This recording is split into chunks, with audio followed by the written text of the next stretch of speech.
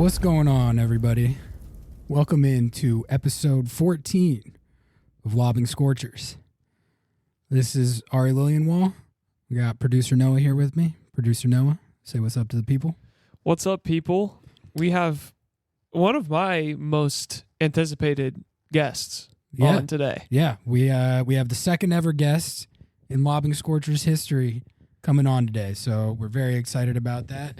We got Sebastian Salazar, ESPN football guru. You probably know him from his takes with Herc Gomez and on Twitter, and he was gracious enough to give us about 30 or 40 minutes of his time for a really good interview. We covered a lot of the beats that we've been on over the last couple episodes here. We talked some Leagues Cup with Sebastian. We talked some Messi mania. We talked some Seattle Sounders. He gave us some thoughts on Seattle from a national perspective, which I think a lot of you might be interested in because, you know, you hear what we have to say, and we're the local guys. We're plugged in on the day-to-day. But he kind of gave us a glimpse into how the team is seen from an outside perspective right now. Sometimes it's nice to zoom out and, it's get good the to overhead. zoom out. And Sebastian really knows his stuff, as I'm sure you're all aware. So definitely stay tuned in for that. You're going to want to hear that. Before we get into that, I think we're just going to lay down a little bit of preview thoughts on Seattle's next Leagues Cup match coming up on Sunday against CF Monterey of Liga MX at Lumen Field. So why don't we just jump right into that here, Noah? Why don't we just lay down? Unfortunately, let's do it. Yeah. So here's the situation. As you all might remember, Seattle's Leagues Cup opener at Real Salt Lake, it didn't go especially well. No. It didn't go very well, and we talked about that in depth on the last show. And Leagues Cup might be coming to an end here. It might be coming to an end here. They're not technically out of it. As I understand it, with CF Monterey waxing Real Salt Lake 3-0, Seattle will need to win this game 3-0. They can also win with plus 3 GD. Plus 3 GD, and then, but if it's 3-0, then the tiebreaker goes immediately because every result would have been 3-0. The tiebreaker immediately goes to the fair play tiebreaker, Correct. which I think would be kind of sick if they advanced on that. So Sounders would have to not get a red card, basically, as well. Right, or less than 6 yellows. Correct. It's something like that. Yeah. Which you never know with these Leagues Cup. It feels like every game there's you never know. A red. If they get the 3-0, I like their chances of moving through on that fair play tiebreaker, and I think that would be pretty funny if they got through on that. So that's what I'm rooting for. But I guess we should probably talk about how likely it is that they get that 3-0. And, I'll just say it off top. I don't find that especially likely. You got CF Monterey. They did just play last night, so they're flying up here. Short turnaround for them. Seattle, theoretically, they'll be more rested.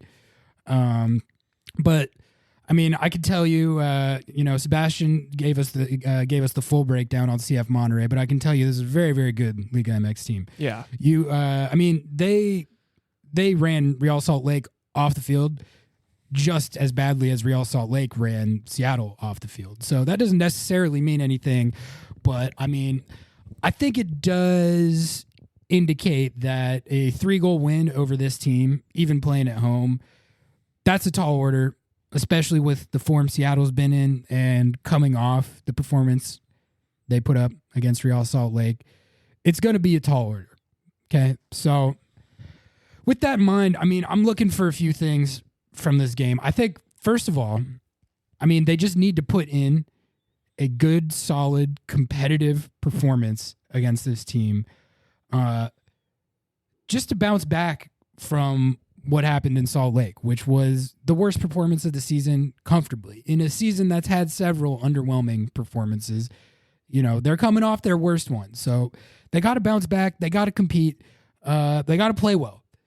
They're going to have a relatively full-strength side at their disposal, minus Christian Roldan and obviously minus Stefan Fry, who dislocated his pinky in the Salt Lake game. Ouch. He's not going to be able to play. So it'll be Steph Cleveland in goal. Steph Cleveland has played well. So I'm not necessarily as worried about that. We've gone in plenty of depth about the struggles this team has playing without Christian Roldan. Correct. But it's also something that they've done a lot. So hopefully they'll be able to turn it around a little bit and at least put in a good performance. Yeah. If they get knocked out of Leagues Cup right here, I don't think that's the worst thing necessarily. You get a 3-week break at that point. Let everyone else duke it out. Get healthy, get rested, recharge the batteries for the stretch run. Eyes on the prize. So I don't think that would be the worst thing. And then, if they do get this miracle result and they go through, that would be huge morale-wise. Yeah. You got to think if they're able to do that. And we've talked about this team being built for knockout tournaments specifically. It's true. They didn't look like it in the first game, but you never know what can happen. I'm not going to say it's impossible for them. Improbable is probably better. Yeah, it's definitely improbable. We need a Jordan Morris, Leo Chu, 3 Sporting Kansas City performance. Something like that. Yeah. Something like that. But a few things are going to have to happen for them to get anywhere close to the result they need to advance, but also B, just kind of turn this run of form around. And, thinking about what we were talking about on the last show, we didn't even really talk about what I think is probably the biggest problem going on right now with this team, the Real Salt Lake debacle notwithstanding, which is, and this is what I'm looking for in this game, they got to get Rui Diaz going. They got to get him going. He hasn't scored since the Charlotte game when he had 2 goals. And, for as bad as that RSL game was, the level of ball that the team has played over the last month or two, it really has not been that bad.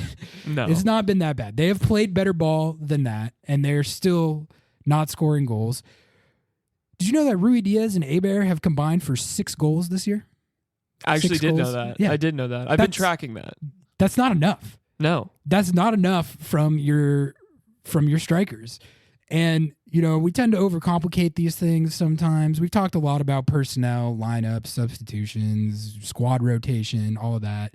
I mean, if your strikers aren't scoring and they've combined for 6 goals at the point we are in the season now, a lot of your struggles can probably be attributed to that alone. And I know Rui Diaz has missed a lot of time this year, so that's partially why his numbers are down, but he also hasn't been scoring for the last few weeks. Yeah. And Jordan Morris has 9. Them combined have 6. Yeah. And that's and Jordan Morris, him and Christian were both gone with the national team. Yep. So Jordan was out of injury. Jordan also had an injury. So a lot of his production was earlier in the season. Like he hasn't really been a factor in the last few weeks, and he just got back. So yeah, Jordan needs to get going too. Mm-hmm. But I just think his last goal was in May. Yeah, exactly. Yeah. So you have Rui Diaz with the 2 goals in the Charlotte game since he came back, and that's it. And then you have Jordan without a goal since May. That's just not going to do it. That's not going to do it. And they have to get both of those 2 guys going, but they got to get Raul going. If he can get hot, I honestly think that cures a lot right there.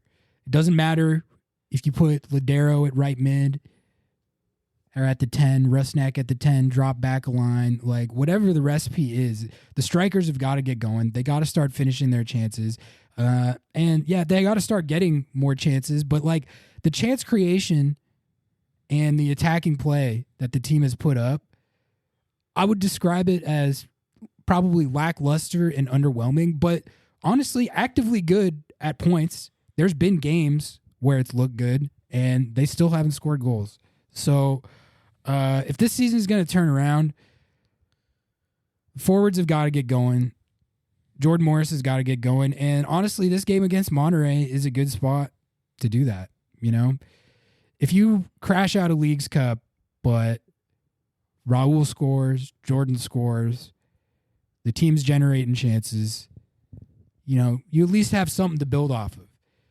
But what they can't do is go out there on Sunday and play like they did at Real Salt Lake. They can't play like they have the entire MLS season either, other than the beginning half. Yeah, but I guess that's where I'm saying, like, there's been points in that period of time where they've played all right. Mm-hmm. But not against Monterey, a team like Monterey. No, that's true. That's true. So I don't think they just have to play like they did. They have to play like they did those first games that we thought this team was going to be a Shield contender. Yeah. Otherwise, it's over.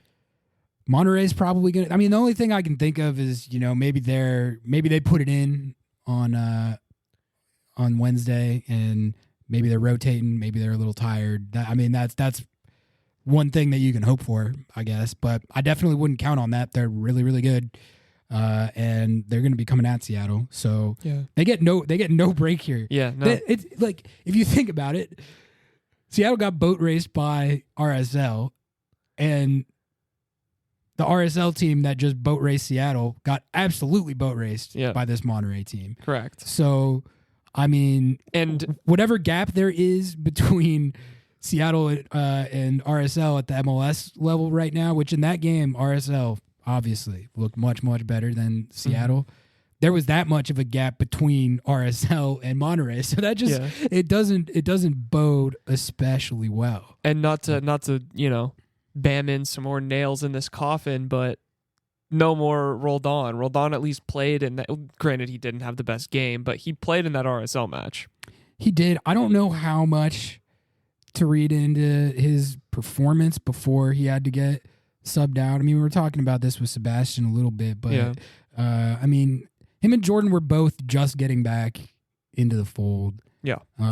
So I don't know. Either way, he's out for the foreseeable future. So, I mean, protect him. I'm cool with it. I don't mean to sound like a broken record, because basically since the show has started, we've been talking about this, but they got to learn to play without him. Yeah. They got to learn to play without him. Like, at this point, he's been out for way, way more of the season than he's been in. So, like, he's out again, and you can't hang your hat on that anymore now that he's out again. Like, you've got to figure it out. So, I'll be interested to see if Rusnak drops back a line and they put Ladero back at center attacking mid. I kind of think that is what they're going to do. And I mean, I think that's fine. I still, there was a long time and they won CCL off it. So I get that. And that's something that I bring up too. I just don't know about this whole Rusnak as a holding mid thing. I think it's stupid. I'm getting to that point. Point with it. That's not like that. He can do it effectively, and he is not bad at it. And they won CCL with him doing it, but he is. That's not. He had the pieces around him though to be able to. You had the pieces around you working in a way that, like, him not being the best of the best in that position, it worked fine. But, like, now when you have a team operating around you that for some reason is unraveled, it's just like, why not play him in the position that he is clearly more dominant at? Yeah, I mean, it's just tough because, Ladero is theoretically the guy there, and Ladero at right mid with Rusnak at the 10. I don't think that... I didn't see anything from that where I was like, oh, okay, this is the solution. Fuck it, put Ladero at the 9. Let's see if he can bam false something 9 in, dude. Nico, yeah, I don't know. But Rusnak is just not... he doesn't have the defensive profile of a player that excels there. He's good at the passing aspect of it. He hits really nice through balls. He's a good long passer. He's a great passer. He's a technical player. He's a technical player, and in that position, you want someone of the João Paulo profile who's going to get into tackles, intercept balls, a two-way presence, and I guess, also has that ability. And part of the logic is probably that when you pair Rusnak and JP there, JP plays that role, and Rusnak can focus more on being a facilitator from that deeper lying role. Yeah. But I don't know. Part of what changed my tune on this was, I was looking at his metrics on Football Reference, and he grades out really high on all the passing metrics and like expected assists and like all that stuff that you would expect. And then you look at his metrics for on the defensive side, interceptions, tackles, all the stuff they have listed for that, and he grades out really low. And it's like, yeah, because he's not his position. Yeah. So I don't know. It's an experiment that I get why they did it, and they've done it to positive effect at points, but not really as much this season. And they're just kind of in a tough spot with that now because you got Rusnak and Ladero as two of your DPs, and you're kind of to get them both on the field, you got to bump one out of position, and I don't think that's really how you get the most out of both of those players. But at the same time, that's sort of where they're at with the roster. So yeah, tough scenes. How to change that is something that they're going to have to deal with over the offseason. What I don't think you can do is run it back next year with both Ladero and Rusnak on the roster, and playing one of them out of position to get the other on the field, and two of them taking up a DP spot. Yeah. There's going to be a lot of change coming up. Yeah. I mean, there has to be a lot of change coming up. And that's something that, as it gets closer to the off season, we're going to be talking about that a lot more. I've been resistant to getting too deep into the rebuild talk and what the roster is going to look like next year and who's going to be moving on over the offseason, just because I felt like there was still a lot to play for this season, and it's more about figuring out how to maximize this season than it is about planning for the future quite yet. Plus, we saw that tease in the beginning where exactly, all of that is true. Yes. If that can be back, if that was even reality, I don't know. 100%. But I mean, seeing that RSL Leagues Cup game, yeah, that sort of that kind of accelerated perhaps the timeline for when that stuff needs to get talked about. Here's the deal. They can crash out a Leagues Cup. Maybe they move on with the miracle. Probably not. Whatever. But they have 10 games or so after Leagues Cup of the regular season to demonstrate what type of team they are and to show that they can contend for silverware this year in the playoffs. If they 2016 it and get super hot and make a playoff run, the conversations might change a little bit. They're not going to run back the exact same roster, regardless. Yeah. But, maybe at that point, they'll think of it a little bit differently as far as, maybe guys earn spots, or Rusnak as the holding mid looks amazing and they win MLS Cup off it. That would probably change things. If they look like they have over the last month or two, or anywhere close to how they looked in that first Leagues Cup game, I mean, we're talking about a transformative offseason at that point. You have to imagine. I mean, there ain't no way they could look at that and just say, no, we're just going to run that back again. Yeah. I don't even think that's in the cards at that point. So it's going to be interesting times, man. It's going to be interesting times. They got this Leagues Cup game. We'll see how that goes. I'm just looking for a better performance. That's basically it. I'm just looking for a place to watch soccer and drink beer, which is what I'll be doing on Sunday. That's about all that it's worth. That's probably a good call. Who knows? Maybe they'll surprise us. Maybe they'll. I just want to see them play well, and put that RSL game in the bin, and I don't know. I just never want to think about that again. So I won't be. I'm not going to be tripping too hard if Leagues Cup is over. Shout out to Leagues Cup. Leagues Cup. It's been fun. It's been a pretty fun tournament. I'm going to enjoy continuing to watch it. Yeah, MLS teams have been performing decently well, and we talked to Sebastian about that. So, why don't we just get into that interview right now? We'll wrap this intro right there, and we're gonna welcome in Sebastian Salazar and get to all the stuff I talked about. But yeah, we'll see what happens on Sunday, man. We'll see what happens. It's an opportunity to put that first game in the past, hopefully. And yeah, let's dive in with Sebastian. All right, it's time to welcome in our second ever guest in Lobbing Scorchers history, and we've got a good one today. You all are going to like this one. We've got Sebastian Salazar in the building. You already know who he is, but I'll give the brief intro just in case.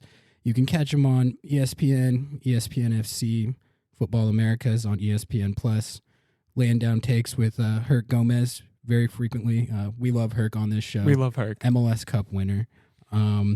But we're excited to talk to Sebastian today. Sebastian, welcome into the show.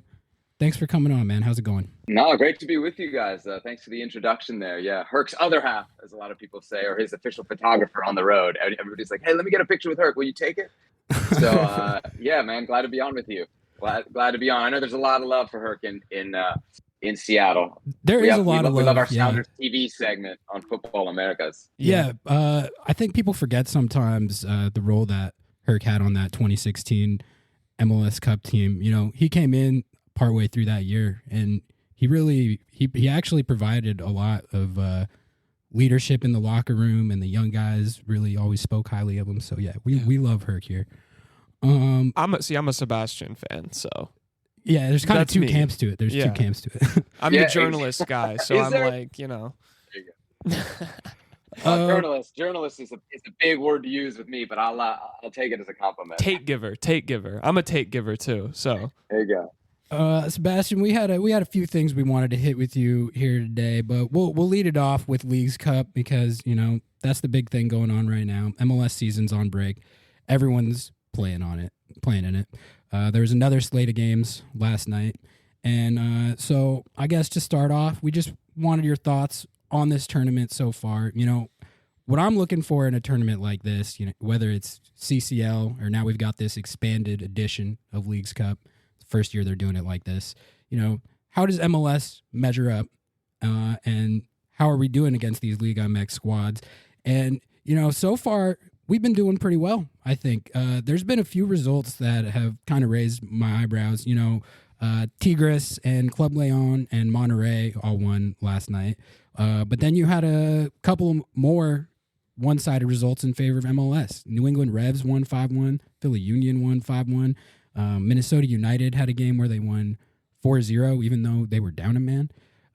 So what are your thoughts on what you've seen so far and just the overall dynamic and the rivalry between the leagues we've got going on with this tournament? Yeah, so I think the first thing that has to be said about this tournament, and I know it's being talked a lot about on ESPN Deportes, is that it's all being played here.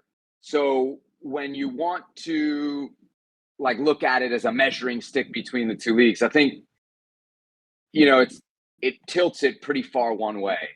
The other reality, I think, from the Liga MX perspective is, at least at some of the lower level clubs, there was a lot of hesitation about what this tournament was about, what it would mean for them. Was it kind of like a glorified American tour? And in fact, some of the players threatened not to go. Like on a couple teams, there were last minute discussions to get guys on the plane to play in this tournament. So I don't know exactly how seriously kind of the mid and lower level teams in Liga MX are taking it. And from a competitive standpoint, DC United beat Montreal and they're through to the knockout round already. It feels very easy to qualify for the knockout round. So I think from a competitive standpoint, it's really hard to measure. But I do think basically what you're seeing, we didn't really get a look at the best of Liga MX in match day one. We're getting a little bit of it now. By the time, you know, in 24 hours, we will have gotten a look at America and Chivas as well, who are, you know, if not the biggest spenders, certainly the biggest brands to come out of Mexico. But I think what you're seeing is that the expenditure in the middle and maybe lower levels of MLS is getting smarter and smarter. And when you add smart money to more money, you're going to be able to beat up on the Pueblas of the world. In the case of a Minnesota Puebla, you know, Puebla just doesn't have the resources to build a team that's going to compete against these MLS teams that are now going out and spending big bucks. The middle of MLS used to be really, really cheap, you know, as recently as 7-8 years ago, like before the last CBA in 2015, those rosters were super thin. And now they've really, relative to some of these teams in Mexico that don't spend, they've taken out. But I think once we get to the knockout rounds, then we'll really get a much better comparison, because we're going to get teams taking it seriously, and we're going to get the best of the best. And so far, we're not getting like best versus best in this tournament. Now, when you've got, Mazatlan and Juarez playing in front of 950 people in Austin, like that's not the best of either of these leagues represented. And there's plenty of other matchups as well that, that you can point to that aren't really entertaining and aren't really intriguing, I think, from a national or international perspective. Yeah, it's a fair point about the travel, and I think that's a caveat that's worth bringing up. I saw the clip of I think it was Club Leon. They got stranded in Vancouver at the airport for like 14 hours or something. So that is definitely something, a disadvantage that Liga MX has to deal with in this tournament.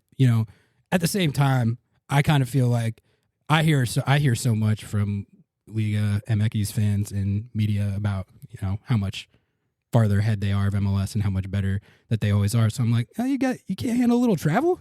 You can't handle a little road game, I mean, yeah, but I do think it is a fair point. I'm interested. Well, I don't know that there'll be road games all the time. I think just to that point, like when you get a Club America in the United States, it's effectively, outside of the travel, going to be a home match. Yeah. If you get a Chivas in the United States, I don't really care who they're playing in MLS. Like, unless the MLS team makes a concerted effort to only sell to their fans, it will be, it'll be a de facto home game, plus a quick flight. What can you tell us about CF Monterey? Just give us the breakdown. They beat RSL 3-0. RSL beat Seattle 3-0. Seattle had one of the toughest performances I've ever seen from a Sounders team. It was awful. In that RSL game. Yeah. Real tough to watch. And this game is going to be even tougher. The team that they just lost to 3-0 got beat 3-0 by the CF Monterey team. So Christian Roldan. Yeah, and Christian Roldan's in concussion protocol again. So, I mean, can you tell us anything positive about this matchup from a Seattle perspective, or do you think we're in for a tough one out here? Yeah, I mean, if I look at the two rosters, kind of players available today, I don't really see how Seattle can win this. If Rayados puts out the team that they put out against RSL, it's going to be really tough. They're so strong at the back. Andrada's, one of the best goalies in Liga MX. He's not a guy that's going to make a mistake. Their back line has been playing together forever. Medina, Moreno, Aguirre on the right. They have incredible players. Maxi Mesa's a guy who's just he's a nightmare at the CONCACAF level. And Berterame is a guy who, when you went there, like, I think a lot of people questioned it. They didn't know if Rayados needed him, or maybe he was at that level. And it took him a while, but he's starting to catch fire now. He's a really, really, I think, a player with a huge upside. So I think the way Rayados is playing now, it'll depend on the 11 that they put out, but it's tough to see Seattle competing against that team. And I hate to say that. I just think that Rayados today is the best of Mexico on paper, and they seem to have turned a corner from the last, let's say 12 months, but really last 6 months, where they were brutally inconsistent. And now they seem to be, in a much better place. Yeah. Well, that's not all that positive prognosis, but I mean, now that I think that's the answer that we expected with the form that Seattle's been in lately. I mean, if you'd asked me last year when Seattle was balling out in CCL and going head to head with some of these really good Liga MX teams, I might like their chances more, but the form they're in right now is just tough. And I think we wanted to ask you about that next. Just, I'm curious your take on the Sounders from a national perspective.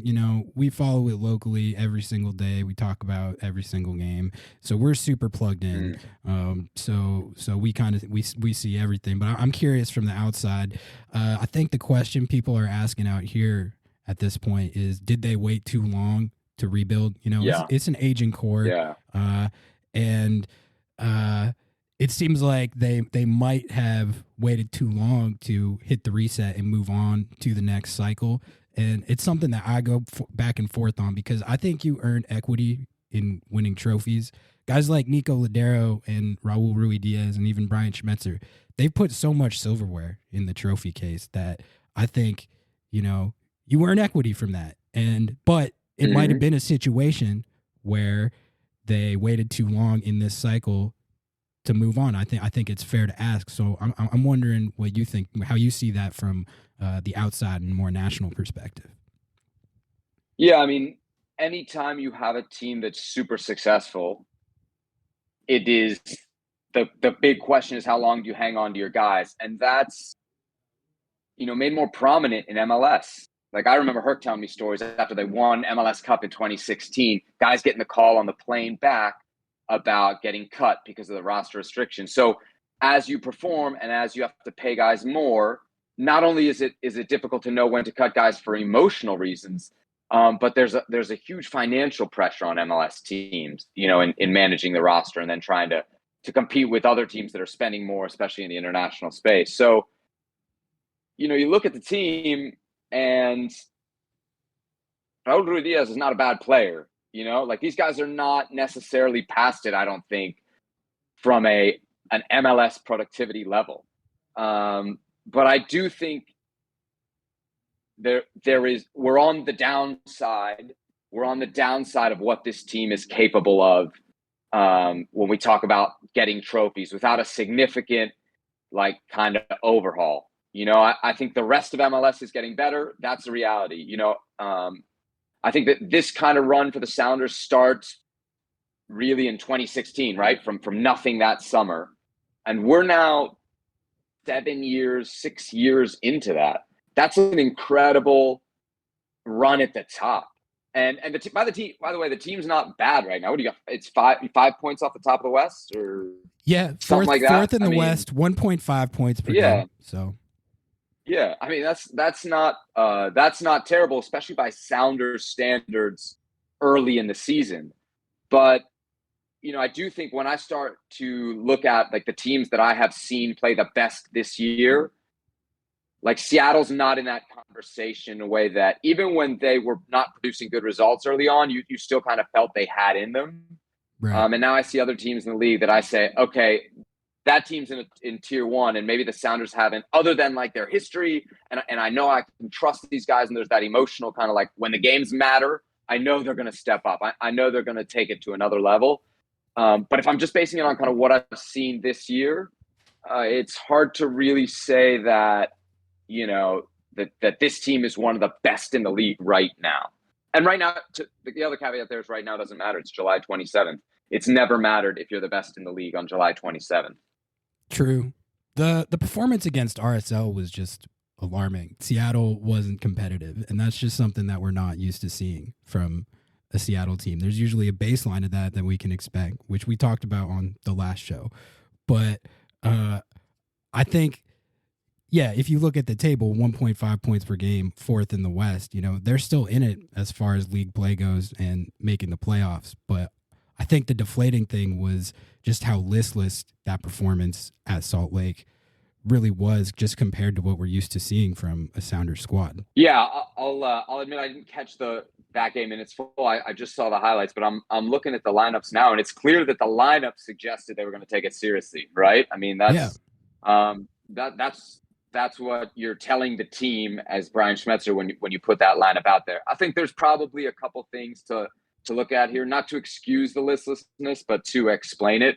One, first match day of a new competition that we don't know exactly how important it is or what it means. And then the other reality is how many of your guys are coming off Gold Cup, and where are they in kind of not just their fitness, but their getting reintegrated back into the team. I know you think the Roldan brothers don't need too much to get reintegrated, but at the same time, it must take something to get back into the swing of an MLS season and now this League's Cup tournament. So, to me, I look at that game and as long as that's not a pattern, as long as it's not a pattern that you're seeing that type of performance, but away from home, given everything, else that was happening, I think there's some explanations there.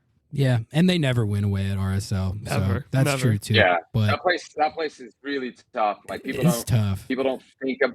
Yeah, it's like it's tiny. It's really loud. Like they do a great job, not just with like the fans, but the in-stadium presentation to kind of like boost the noise and the altitude. People don't think about it as like an altitude place, but I've heard a lot of players complain about, that wall at 20 minutes where like you're out there in the desert and suddenly you're struggling to breathe.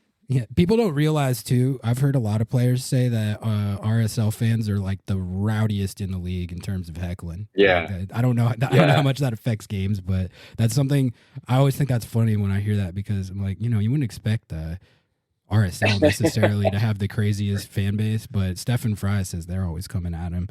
Yeah, they're right on top of you is the thing. They're they're like literally right there on the field, and then they got the overhang that kind of bangs the noise back down in. I mean, it's a for a smaller stadium, it's a pretty cool place. It's got an amazing backdrop there too. The scenics there of nature, just wild. Wanted to ask you about Messi mania, man, because Ooh. the Messi era is underway, and I think it's going so far about how we all thought it would as far as his performance on the field.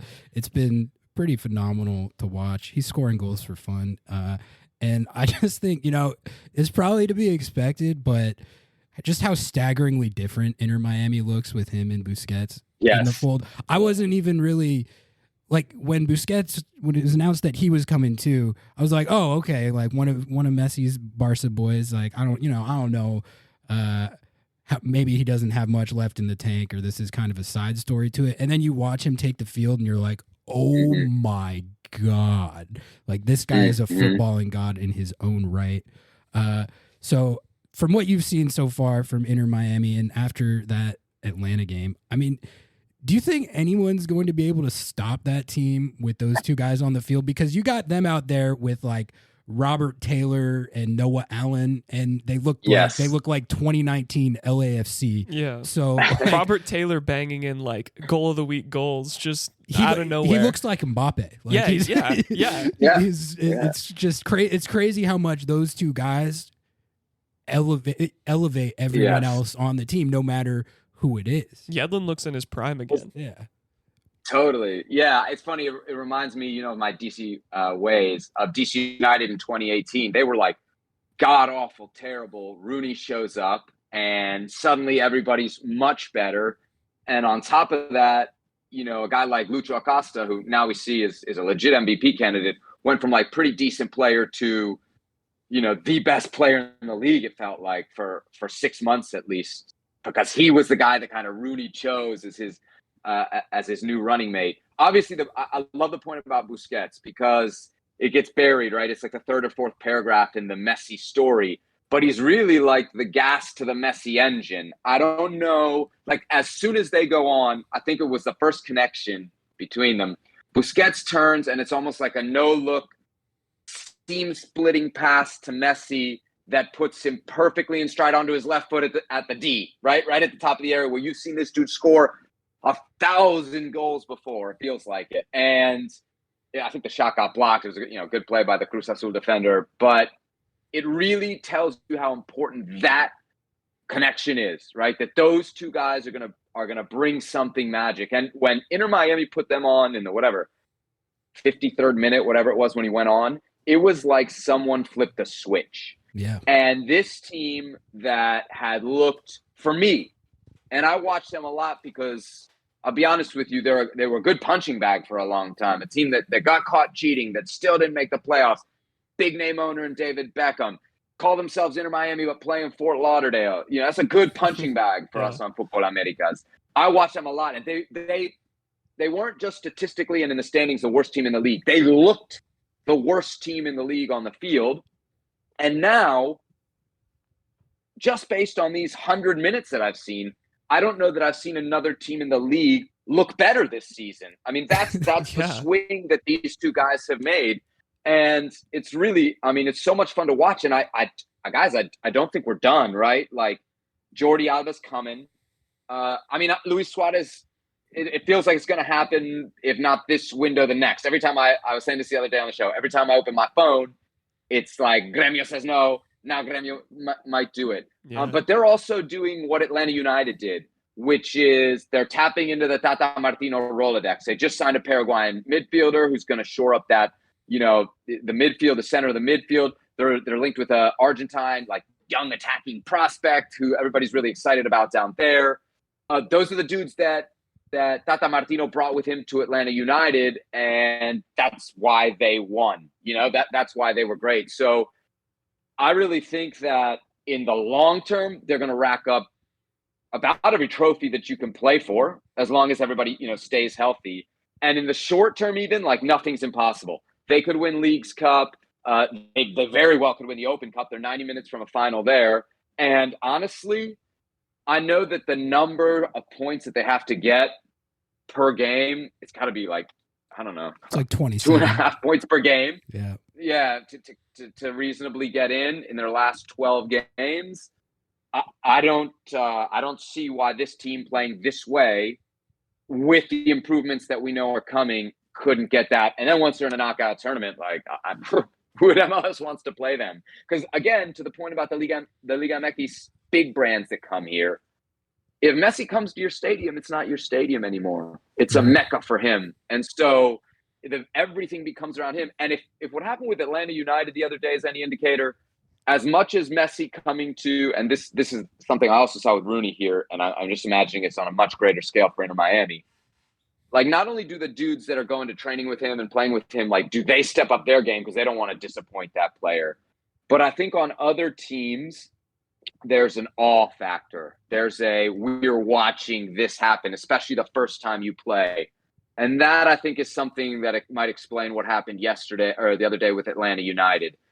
Messi is, you cannot, I mean, every player in the world, and I'm sure the coaches at Atlanta said, do not give this guy space. Know where he is, bracket him, put multiple guys around him. I know that was the plan.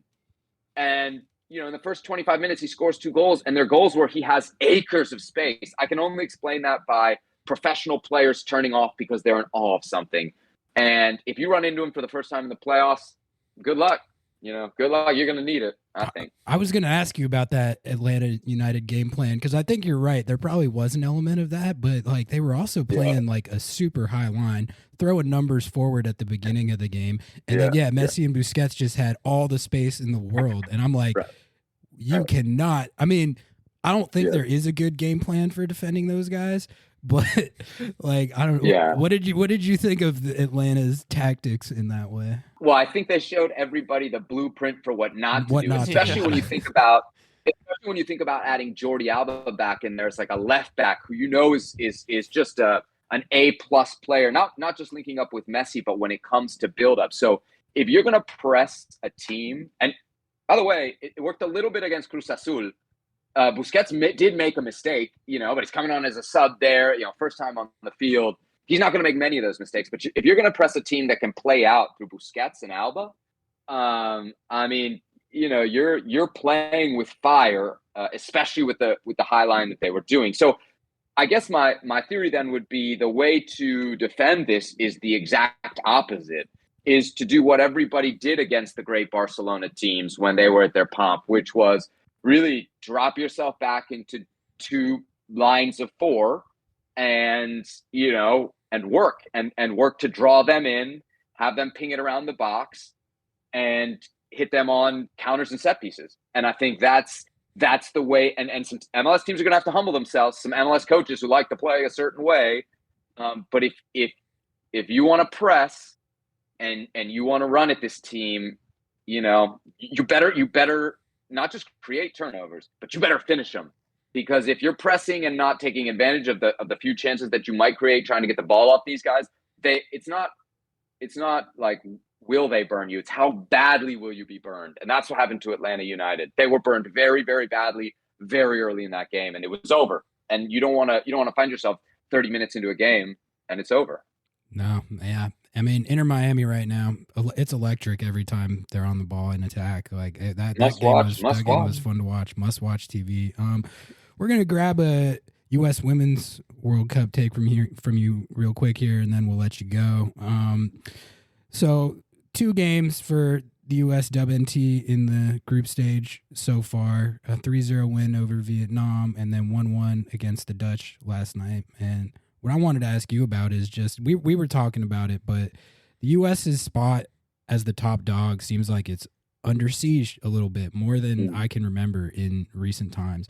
And we got everything we could handle from the Dutch last night. I watched most of the game. It was a really good game, well played. It was a spectacle for sure. But do you think that we're still going to win the cup this year, I guess, or is this the year that the dynasty falls? Because it seems like this is the most threat that we've been under in some time. Yeah, I mean, the conversation for a while now has been, when's the rest of the world going to catch up? And I actually thought it was going to be the last World Cup. I thought 2019 was going to be it. I was very sure of it. I was very sure that I saw better soccer players elsewhere. And what I didn't take into account is the physical superiority and dominance in that aspect of the American women. And it's what you saw down the stretch at the last World Cup, right? In every knockout game, they played teams that had very talented, very good players.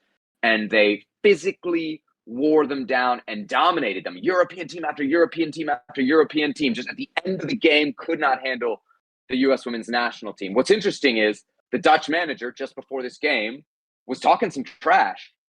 Or maybe he was just being kind of blunt, as Dutch managers tend to be. But he said, look, the U.S. women always had a superiority in the fitness. They don't have that anymore. What do they have left now? And when you watch that game last night for the first hour, you thought, wow, this guy was right. The Dutch players were not just taking cleaner touches than the American players, right? Which is kind of like, oh, you're a better soccer player. They were making better decisions on the ball. They were moving it quicker. They were so much more dynamic.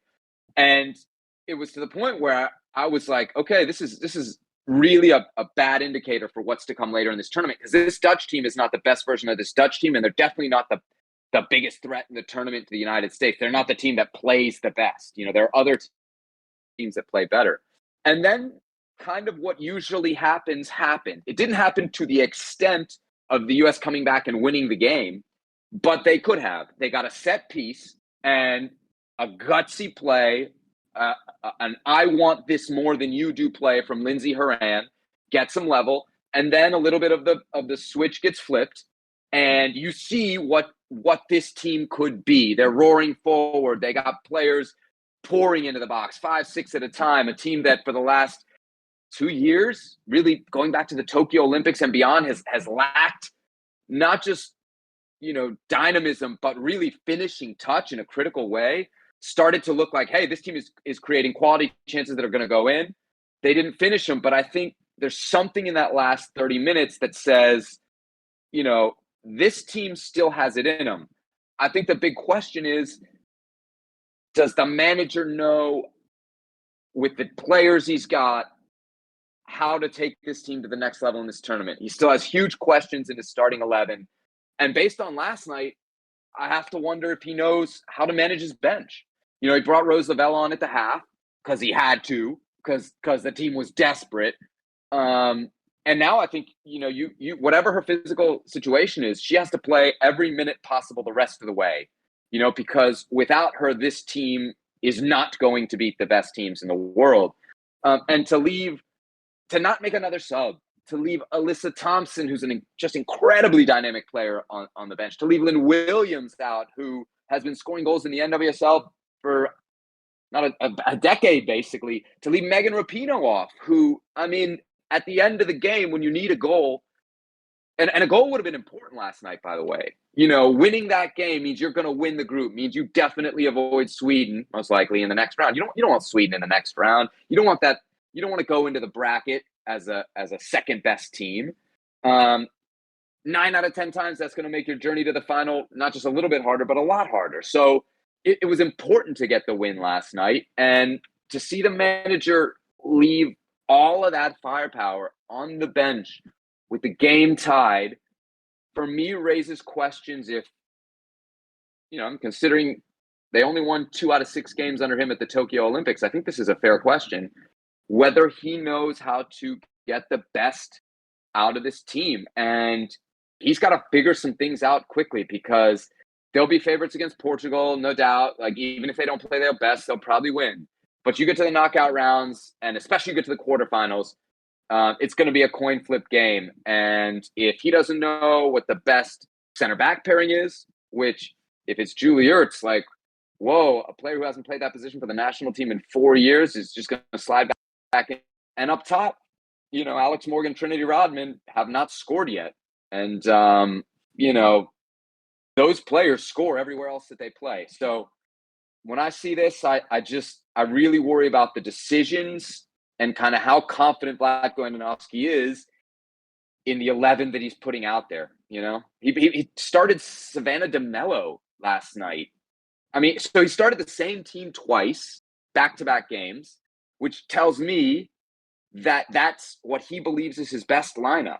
Let's think about that. That means that he believes Savannah DeMello, who didn't play for ever with the national team, just gets called in like late ad, and Julie Ertz, who's, again, didn't play club or international for 2 years and is now playing a different position, that's the best 11 of the U.S. women's national team. If it is, I just doubt that that's going to be good enough with how good the rest of the world has gotten.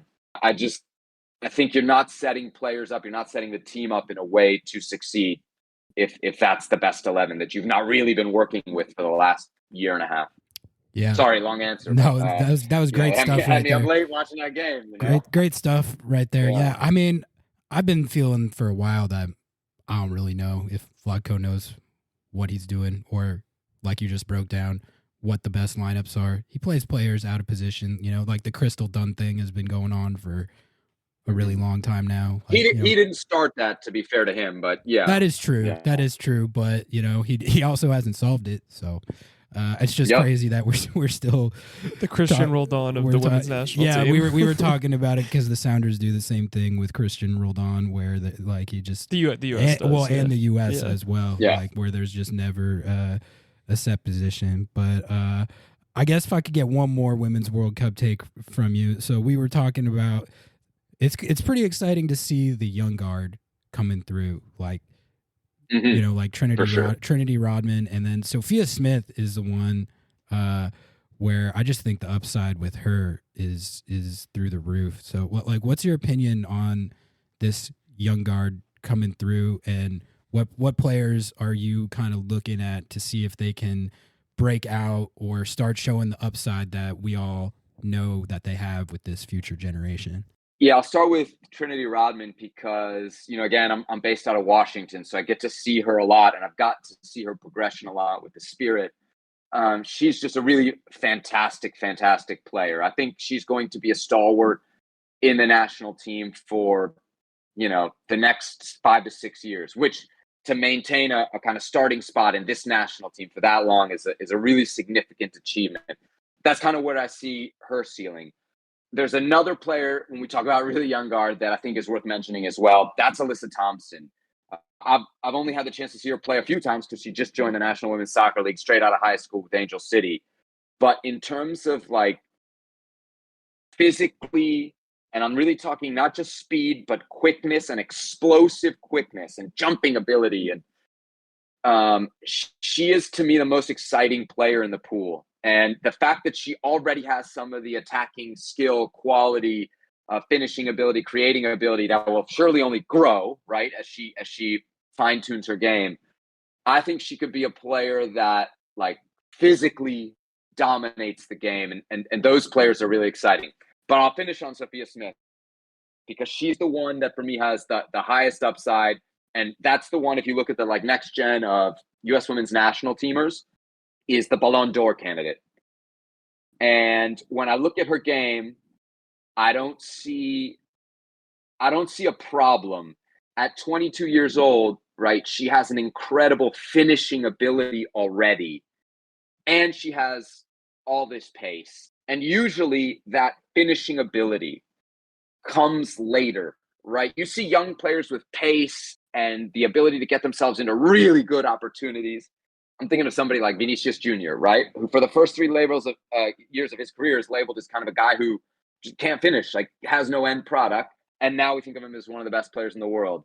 Sophia Smith has always had what Vinicius Jr. lacked in that regard. She's always had that finishing touch. You know, she joined the league in 2020. That was like a lost year. 2021, you know, she shined in bits, but she was so dominant last year, not just you know, at the NWSL level, but at the national team level as well. She was a U.S. Soccer Player of the Year for the women's national team. So, and then, I mean, she carried that over and you know, had a great start to this season as well. She had a hat trick in her last game before the World Cup break in the NWSL. So she's a player who's just like always scoring in bunches.